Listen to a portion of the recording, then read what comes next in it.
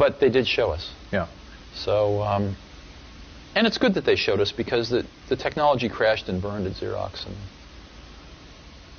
they used to call the... What's that? No, I was just... Why? Yeah, why? Oh, I actually thought a lot about that, and I learned more about that with John Scully later on, and I think I understand it now pretty well.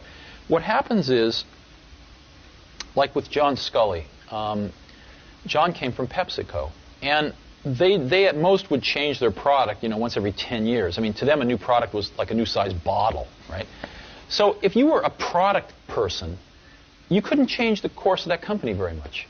So who influenced the success of PepsiCo? The sales and marketing people. Therefore, they were the ones that got promoted, and therefore they were the ones that ran the company. Well, for PepsiCo, that might have been okay, but it turns out the same thing can happen in technology companies that get monopolies, like, IBM and Xerox. If you were a product person at IBM or Xerox, so you make a better copy or a better computer. So what? When you have a monopoly market share, the company's not any more successful. So the people that can make the company more successful are sales and marketing people. And they end up running the companies. And the product people get driven out of the decision-making forums. And the companies forget what it means to make great products.